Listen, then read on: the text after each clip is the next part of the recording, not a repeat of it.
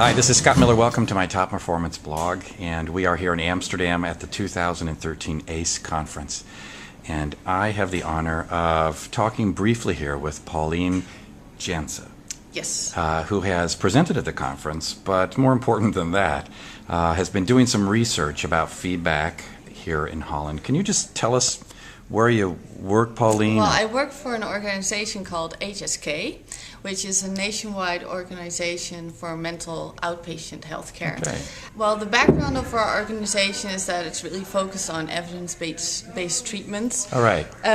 Similar to a lot of places. Yes, exactly. People are mandated to use certain kinds of models and approaches. Exactly, That the research... protocols. Okay. But even though that works pretty well, but it doesn't work perfectly.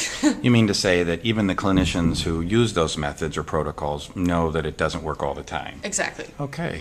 And that's why we wanted to see if we can find a way to improve effectiveness or efficiency of treatments by looking at more the therapeutic relationship and using feedback from clients. And, all right. We looked at different methods, but my boss and I were particularly enthusiastic about using the ORS and SRS Okay.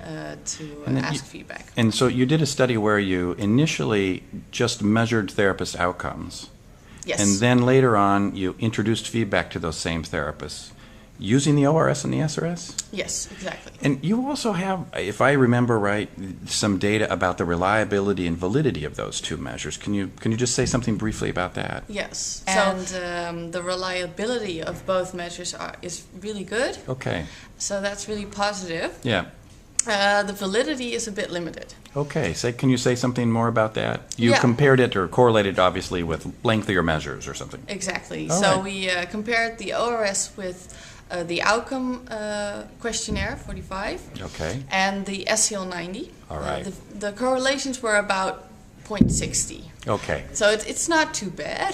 But it's not great either. Exactly. All right. So kind of modest. Yes. All right. And yeah, so we advise that you use the SCL 90 or the OQ 45 or something similar.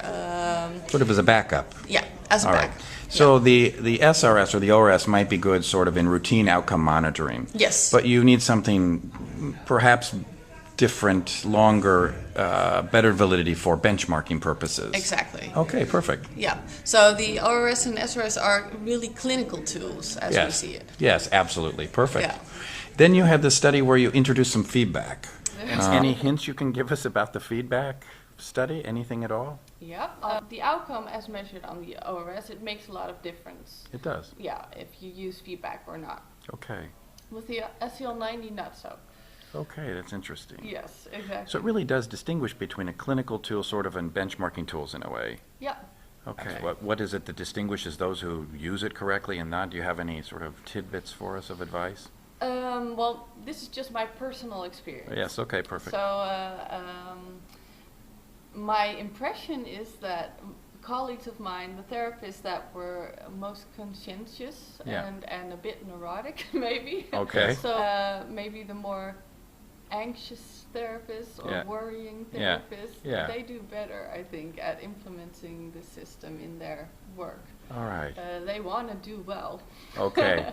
Now, isn't that interesting? So they want to do well, perhaps being settled or feeling like everything is okay or you don't have to ask, this is a problem. Exactly. All right, Pauline. Yeah.